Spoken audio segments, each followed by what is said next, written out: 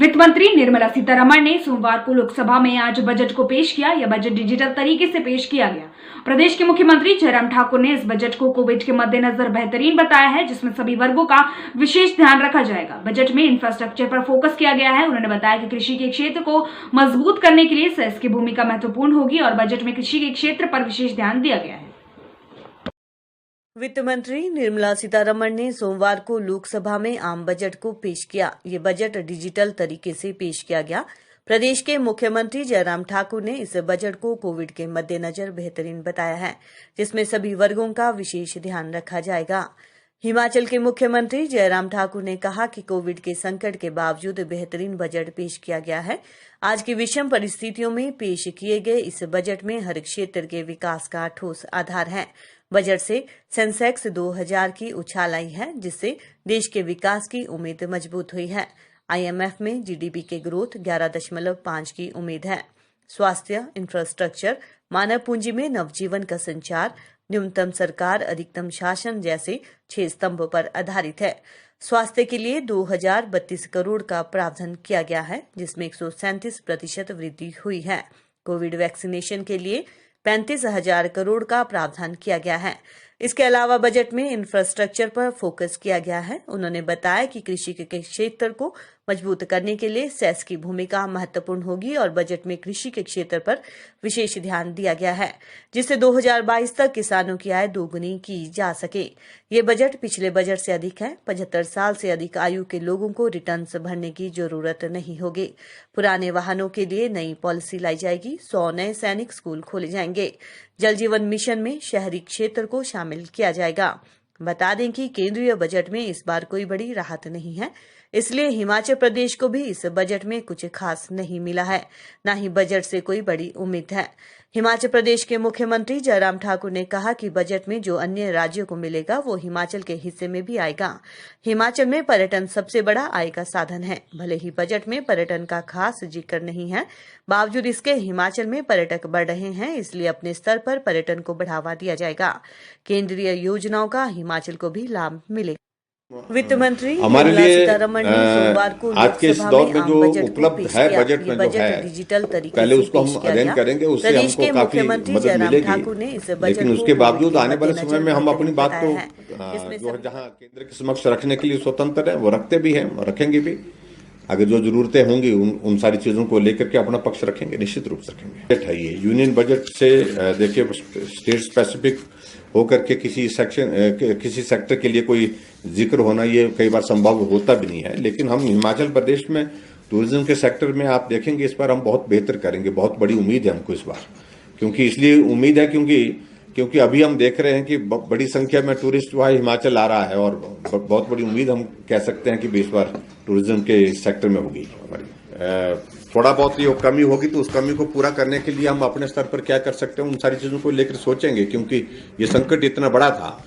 लेकिन हमारे लिए बड़ी बात तो यही है कि RDG जो है वो कंटिन्यू की गई करने की उसमें बात आई है और उसमें थोड़ा बहुत ऊपर नीचे कहीं अगर होगा वो हो सकती है एक परिस्थिति, लेकिन फिर भी उसके बावजूद हमारी स्टेट के लिए ये इम्पोर्टेंट जो केंद्र पूरे देश के लिए दे रहा है, उसमें जो हिमाचल प्रदेश का जो अलग अलग जो इसके तहत जो बजट प्रोविजन के अंतर्गत जो सारी चीजें मिलेंगी, जो हिमाचल प्रदेश को भी स्वाभाविक रूप से उसका लाभ होगा।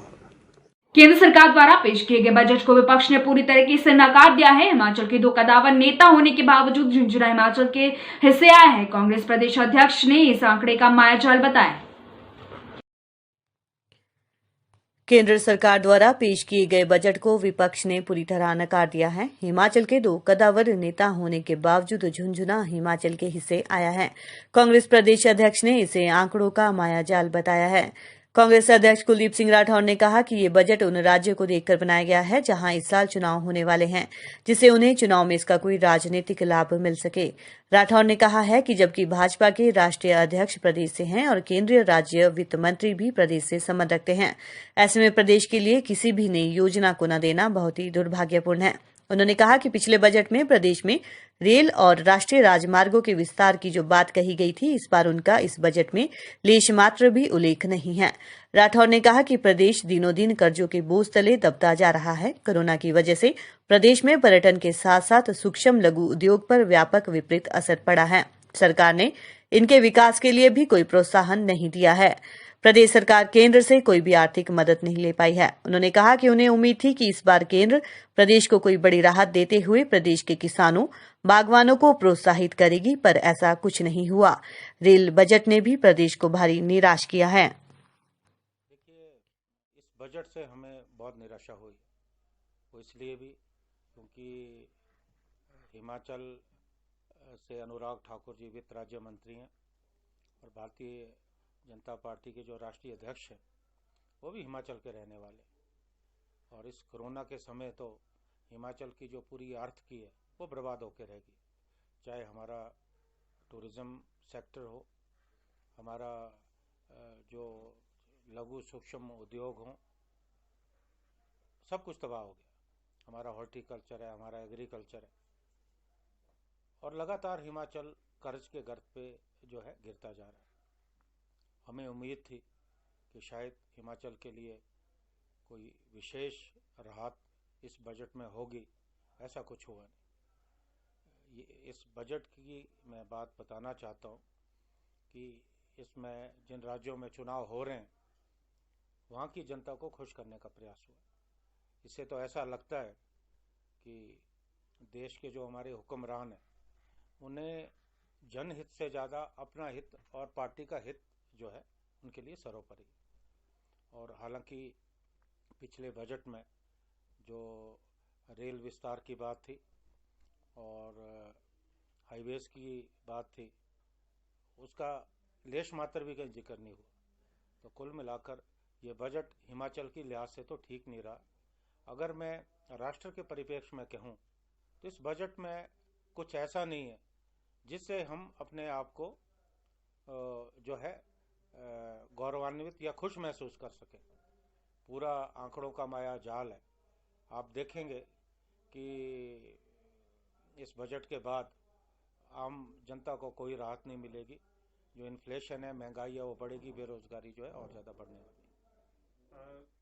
Himachal is not in the political agenda of central government, क्योंकि अगर आप देखेंगे जो हिमाचल को कांग्रेस की सरकारों के समय में जिस ढंग से हिमाचल को मदद मिलती रही है वो बिल्कुल नदारद है। और आप देखेंगे अभी जब हिमाचल का स्वर्णिम जयंती कार्यक्रम था, यहाँ ग्वारा नहीं सोचा कि जो देश के गृह मंत्री वो आए, पूरा हिमाचल जो है उनके होर्डिंग से जो है ढक दिया। और उनके पास इतना समय नहीं था कि वो 5 मिनट या 10 मिनट दिल्ली से जो है वीडियो कॉन्फ्रेंसिंग के जरिए संबोधित करते हैं। तो आप इससे अंदाज़ा लगा सकते हैं कि हिमाचल का जो भारतीय जनता पार्टी का राष्ट्रीय नेतृत्व है उनकी नज़रों में हिमाचल का कितना महत्व है, भले ही जो राष्ट्रीय अध्यक्ष है वो हिमाचल से। आज आपातकाल की जो है स्थिति इस देश में बनी है और ये लोकतंत्र में ठीक नहीं है। लोकतंत्र में सभी को अभिव्यक्ति का अधिकार है। जिस ढंग से किसान आंदोलन को दबाने की, इसे ख़त्म करने की साजिशें हो रही है, मुझे लगता है देश की जनता बर्दाश्त करने वाली नहीं। Thank you. सोलन जिला परिषद चुनावों में भाजपा को ऐतिहासिक जीत मिली है। भाजपा ने कुल 14 जिला परिषद सदस्यों के साथ अपना बहुमत हासिल किया है। भाजपा की ओर से सोलन जिला परिषद के अध्यक्ष पद पर रामेश ठाकुर और उपाध्यक्ष पद पर कमलेश कुमारी ने जीत दर्ज की है। जीत के उपरांत भारतीय जनता पार्टी के कार्यकर्ताओं ने जश्न रैली निकाली। स्वास्थ्य मंत्री राजीव सैजल ने कहा कि यह दिन कांग्रेस के लिए दुर्भाग्यपूर्ण है कि वह अध्यक्ष और उपाध्यक्ष पद के लिए नॉमिनेशन तक नहीं कर पाए। सोलन जिला परिषद चुनाव में भाजपा को ऐतिहासिक जीत मिली है। भाजपा ने कुल 14 जिला परिषद सदस्यों के साथ अपना बहुमत हासिल किया। भाजपा की ओर से सोलन जिला परिषद के अध्यक्ष पद पर रमेश ठाकुर और उपाध्यक्ष पद पर कमलेश कुमारी ने जीत दर्ज की। जीत के उपरांत भारतीय जनता पार्टी के कार्यकर्ताओं ने सभी सदस्यों के साथ जिला परिषद कार्यालय से लेकर सोलन रेस्ट हाउस तक जीत की जश्न रैली निकाली। स्वास्थ्य मंत्री राजीव सैजल ने सभी जिला परिषद सदस्यों को बधाई देते हुए कहा कि ये कार्यकर्ताओं की मेहनत है जिसका परिणाम सबके सामने आया है। उन्होंने कहा कि हिमाचल प्रदेश के मुख्यमंत्री जयराम ठाकुर की जनकल्याणकारी नीतियों का भी ये विशेष परिणाम है कि आज बहुत बड़ा जनमत भारतीय जनता पार्टी को प्राप्त हुआ है। उन्होंने कहा कि ये दिन कांग्रेस के लिए दुर्भाग्यपूर्ण है जो अध्यक्ष और उपाध्यक्ष पद के लिए नॉमिनेशन तक नहीं भर पाए। उन्होंने कहा कि 2022 का चुनाव अब निकट आ रहा है और इन चुनाव से ये बड़ा इशारा है कि हिमाचल प्रदेश कांग्रेस के लिए जो है वो आज बड़ा दुर्भाग्यपूर्ण दिन है कि वो नॉमिनेशन भी जो है वो नहीं कर पाए, 2022 का चुनाव जो है वो बहुत निकट है और आज की विजय जो है ये कुछ इशारा करती है।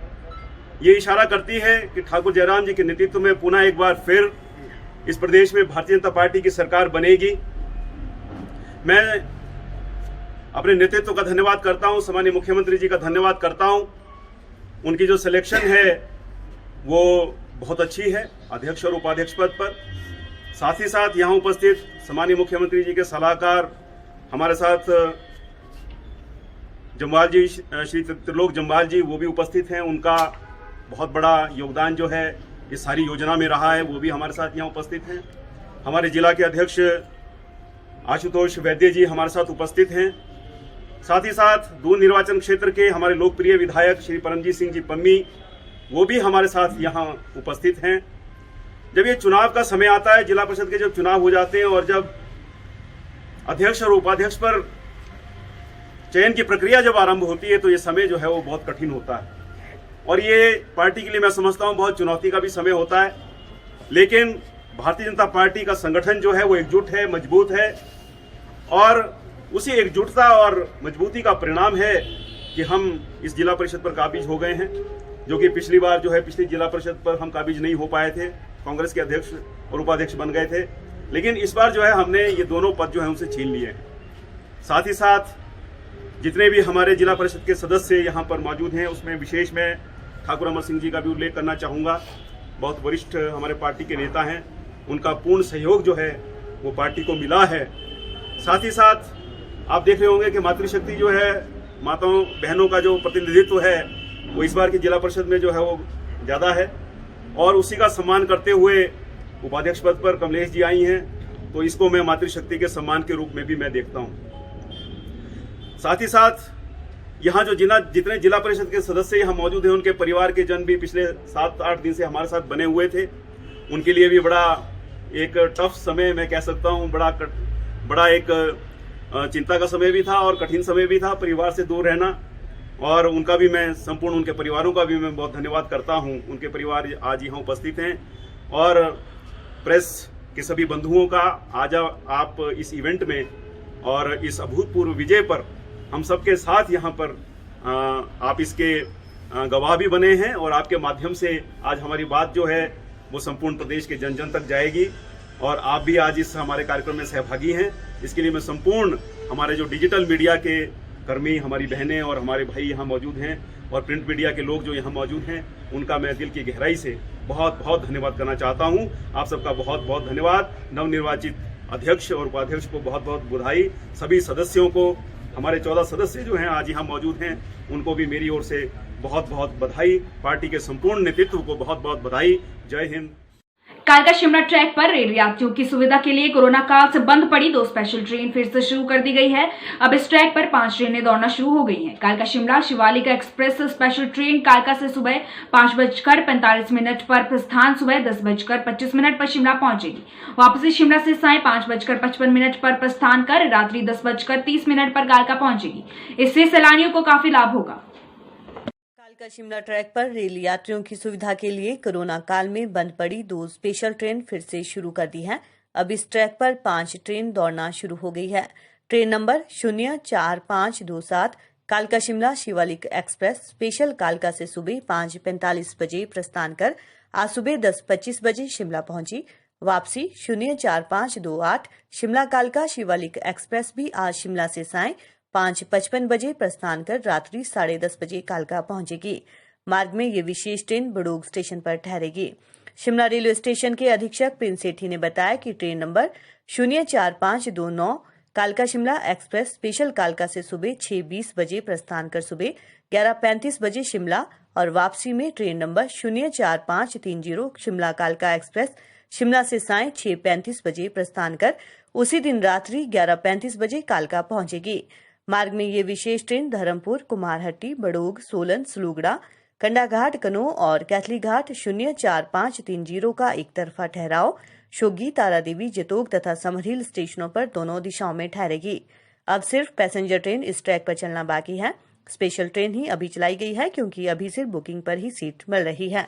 जी अभी कालका शिमला ट्रैक पर 2 पेयर्स थे जो चल रहे थे, जिसमें एक आपका विस्टाडोम स्पेशल थी और एक हिमालयन क्वीन के पास जो गाड़ी चल रही थी वो थी 045 15 16 17 और 18। अब आज 1 फरवरी से 2 पेयर और रेलवे द्वारा शुरू किए गए हैं, जिसमें एक गाड़ी जो आपकी शिवालिक के पास थे, जो पहले हमारी शिवालिक एक्सप्रेस ट्रेन चलती थी उसके पास थे 045 27 28 29 और 30 और एक 52 जो हमारे पहले गाड़ी थी कालका शिमला में उसके पास पे चलाई गई है। ये जो पहले वाली गाड़ी है जो शिवालिक के पास पे चलाई गई है उसमें सारे के सारे एग्जेक्टिव क्लास के कोचेज हैं, सातों के सातों कोचेज हैं, जैसे पहले शिवालिक गाड़ी हमारी आती थी। और उसके बाद जो 53 है वो मेल एक्सप्रेस गाड़ी है जिसमें 3 तरह के कोचेज अवेलेबल है। उसमें चेयर का फर्स्ट क्लास है, चेयर कार है, विस्टाडोम चेयर कार और सेकंड क्लास के जो यात्री हैं, जो हमारे यात्री 1 में आते थे और रह जाते थे, सेकंड क्लास के यात्री जो आ नहीं पाते थे, सुबह हमारे पास गाड़ी नहीं थी, तो उनकी सुविधा के लिए उस गाड़ी को चलाया गया। देखिए अभी हमारी जो पहले से 2 गाड़ियां जो चल रही थी वो फुल कैपेसिटी पे चल रही थी, उसमें बहुत अच्छा हमें रिस्पांस मिला था और हमें उम्मीद है कि ये जो गाड़ियां 1 के कनेक्शन पे आगे अभी चलाई गई हैं, 2 गाड़ियां जो चलाई गई हैं, इन पे भी हमें बहुत अच्छा रिस्पांस मिलेगा। इन गाड़ियों की रिजर्वेशन आप हमारे काउंटर पे या ऑनलाइन IRCTC की जो हमारी वेबसाइट है उसके थ्रू आप इसमें करवा सकते हैं। इसमें भी जनरल कोचेस हैं, लेकिन विदाउट रिजर्वेशन कोई भी यात्री इसमें यात्रा नहीं कर सकता। इसमें यात्रा करने के लिए यात्रियों को रिजर्वेशन करवानी अनिवार्य है और उसके लिए वो हमारे किसी भी काउंटर पे ऑल ओवर इंडिया या ऑनलाइन IRCTC की वेबसाइट से इसकी रिजर्वेशन करवा सकते हैं। केंद्र सरकार द्वारा एक विशेष योजना के तहत हिमाचल की 4 पंचायतों को ट्रेनिंग सेंटर प्रदान किए गए हैं। मॉडल पंचायत के रूप में इन पंचायतों को विकसित किया जाएगा ताकि यहां पर पंचायती राज संस्थाओं से संबंधित प्रतिनिधियों, अधिकारियों व कर्मचारियों को प्रशिक्षण दिया जा सके। इन 4 पंचायतों में देश व प्रदेश में सर्वश्रेष्ठ आंकी गई धमन पंचायत भी शामिल है, जहां 5 लाख रुपए की लागत से ट्रेनिंग सेंटर तैयार किया गया है। केंद्र सरकार द्वारा एक विशेष योजना के तहत हिमाचल की 4 पंचायतों को ट्रेनिंग सेंटर प्रदान किए गए हैं। मॉडल पंचायत के रूप में इन पंचायतों को विकसित किया जाएगा ताकि यहां पर पंचायती राज संस्थाओं से संबंधित प्रतिनिधियों, अधिकारियों और कर्मचारियों को प्रशिक्षण दिया जा सके। इन 4 पंचायतों में शुमार है दीनदयाल उपाध्याय पंचायत सशक्तिकरण वर्ग में देश और प्रदेश में सर्वश्रेष्ठ आंकी गई धमोन पंचायत। धमोन पंचायत शिमला ग्रामीण विधानसभा क्षेत्र में शिमला एयरपोर्ट के समीप स्थित है। पंचायत प्रधान बलदेव ठाकुर ने बीते 5 सालों में पंचायत के हर गांव और क्षेत्र के विकास के लिए हर संभव प्रयास किए। नतीजा ये रहा कि उनके 5 साल के कार्यकाल में उन्हें 2 राज्य स्तरीय और फिर राष्ट्रीय अवार्ड से खुद प्रधानमंत्री नरेंद्र मोदी ने नवाजा। लाखों रुपए बतौर इनाम मिले, जिससे उन्होंने पंचायत घर का कायाकल्प कर दिया। इको विलेज और सिंचाई और पेयजल जैसी योजनाओं के लिए डैम बनाने को करोड़ों रुपए की योजनाएं पंचायत के लिए लाई। कृषि क्षेत्र में पारंपरिक विलुप्त होने वाली फसलों को पुनर्जीवित कर लाल चावल के बीज तैयार करने में भी सफलता प्राप्त की। आवास योजनाओं, रास्तों, स्ट्रीट लाइटों, कृषि उपकरणों, कूहल निर्माण जैसे क्षेत्रों में बेहतरीन कार्य करने का ही नतीजा है कि इस बार पंचायत प्रधान का पद आरक्षित होने के बाद उन्हें पंचायत वासियों ने बड़े मार्जिन से समर्थन देकर उप प्रधान के पद पर बैठाकर एक बार फिर पंचायत के अधूरे विकास कार्यों को पूर्ण करने के लिए भेजा है। बलदेव ठाकुर ने समस्त पंचायत वासियों का आभार जताते हुए कहा कि धमोन पंचायत शिमला जिला की एकमात्र पंचायत है जिसके लिए केंद्र सरकार ने प्रशिक्षण केंद्र मंजूर किया है। इस केंद्र में LED, CCTV कैमरा सहित 50 लोगों के प्रशिक्षण की पूरी व्यवस्था है। अब जल्द ही यहां कंप्यूटर सेंटर भी खोला जाएगा ताकि युवाओं को प्रशिक्षण के लिए दूर न जाना पड़े। धन्यवाद भी करता हूं पंचायत का कि हमारी ग्राम पंचायत धमोन को हमारी जो केंद्र सरकार है उन्होंने हिमाचल में 4 पंचायत लोकेशन सेंटर खोलने थे, जिसमें जिला शिमला में हमारी धमोन पंचायत में भी एक लर्निंग सेंटर दिया गया और उन्होंने ये लर्निंग सेंटर के लिए जो हमें 5 लाख रुपया हमारा जो पंचायती राज विभाग है उनके लिए भेजा और उन्होंने हमारे लिए ये हमारे जैसे LED है और भी काफी सारा सामान है। यहाँ पे एक ट्रेनिंग सेंटर, कैमरा है और बहुत सारा सामान साथ में दिया 5 लाख रुपए का कि यहाँ पे जो दूसरी पंचायतों के लोग जो PRI हैं या सेक्रेटरी हैं दूसरे, वो भी यहाँ पे ट्रेनिंग लेने आएंगे। तो ये जो फैसिलिटी और ये जो हमें सामान मिला, इससे हमारे पंचायत में तो बच्चों को या लोगों को भी देखने को मिलेगा ही। जैसे हम पंचायत में कार्य करेंगे, जो भी काम करेंगे वो हम पेन ड्राइव मोबाइल पे उसकी वीडियो बना के पेन ड्राइव में सेव करके और यहाँ पे दिखाएंगे कि ये हमने कार्य किया, चाहे वो छोटा कार्य है चाहे बड़ा कार्य है, वो हम लोगों को यहाँ पे दिखाएंगे। एक छोटे से लेकर ग्राम सभा से लेकर हम यहाँ पे अपनी जो जैसे कैश बुक या दूसरे जो भी पंचायत का सारा डाटा है वो इस पे सेव होगा। तो ये हम सेंट्रल गवर्नमेंट का भी और हिमाचल प्रदेश जो सरकार है इनका भी हम धन्यवाद करते हैं कि इन्होंने हमारी पंचायत को इसके लिए चुना। इसके लिए हम सेंट्रल गवर्नमेंट, हिमाचल प्रदेश सरकार के और अपने जो हमारे यहाँ के पंचायत के लोग हैं उनके धन्यवादी हैं कि उन्होंने समय समय पर आने पर हमारा सहयोग किया पंचायत का। और मेरे जितने भी मेरे साथ जो कार्य करते थे, प्रधान, वार्ड मेंबर, उनका secretary, MNREGA assistant, technical assistant, उनका बहुत सहयोग रहा है इन सभी कार्यों के लिए। 31 मार्च 2016 से 31 मार्च 2017 तक जो भी हमारी पंचायत में कार्य किए गए, चाहे वो पंचायत द्वारा या किसी भी विभाग द्वारा या लोगों द्वारा, चाहे वो कृषि से संबंधित है या किसी भी, यहाँ तक कि हमारी जो ग्राम सभा होती है उसको भी इसमें इंक्लूड किया जाता है। और ये हर वर्ष 24 अप्रैल को पंचायती राज दिवस पर हमारे जो देश के प्रधानमंत्री हैं वो इस प्राइज को स्वयं अपने हाथों के द्वारा हर जो भी पंचायत इसमें चुनी जाती है, एक हमारे को जैसे राष्ट्रीय गौरव ग्राम सभा पुरस्कार है, नाना देशमुख इसको कहा जाता है, नाना देशमुख पुरस्कार। ये एक स्टेट, हर एक प्रदेश को एक ही मिलता है। तो ये 16-17 में हम ग्राम पंचायत धभोन को मिला।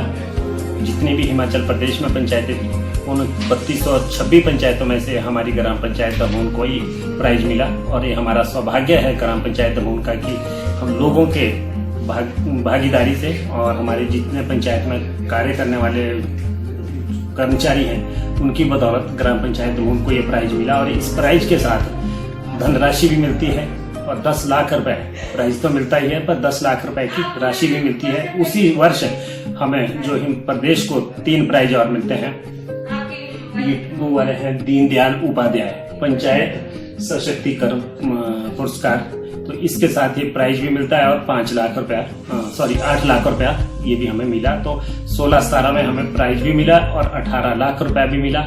इसके लिए हम जो हमारी इंस्पेक्शन हुई, जैसे पहले स्टेट लेवल पे होती है, फिर दिल्ली से आती है सेंट्रल गवर्नमेंट की टीम, तो उस इंस्पेक्शन के बाद इसे सब कुछ छानबीन करने के बाद इसमें हम नियुक्त करते हैं कि कौन सी पंचायत इसके लिए सक्षम है। उसी तरीके से 17-18 में भी हमें यही प्राइज मिले और यही राशि पर प्रधानमंत्री मोदी जी द्वारा हमें ये दिल्ली में जाके प्राइज मिले।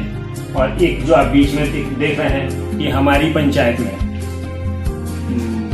इन्वायरमेंट, पर्यावरण संरक्षण को बढ़ावा देने के लिए, जैसे हमारे यहाँ पे स्वयं सहायता समूह है, आंगनवाड़ी वाले हैं, महिला मंडल है, उन्होंने हमारी जो पुरानी फसलें लुप्त हो चुकी थी उन्हें भी उगाया। यहाँ तक जो ब्राउन राइस होता है, लाल चावल, वो भी हमारे यहाँ काफी सारा कोई 15-20 किलो बीज तैयार कर लिया है। और पुरानी फसल जैसे राजमा, कोदरा और बहुत सारी, और जिसमें औषधि वाली वो भी है कई जड़ी बूटियां, वो भी तैयार की। तो हमें ये प्रदेश के मुख्यमंत्री श्री जयराम ठाकुर जी ने हमें 5 जून को 50,000 और इस प्राइज के द्वारा ग्राम पंचायत धभोन को नवाजा। इसके लिए हम प्रदेश की सरकार के भी धन्यवादी हैं और अपने लोगों के धन्यवादी कि हमने जो उन्होंने कार्य किए वो दिखाए। और उन्हें और भी खास तौर पे हमारे जो महिला मंडल और स्वयं सहायता समूह है उनकी इसमें बहुत ज्यादा भागीदारी है, इसलिए मैं उनका बहुत बहुत धन्यवादी हूँ। नमस्कार।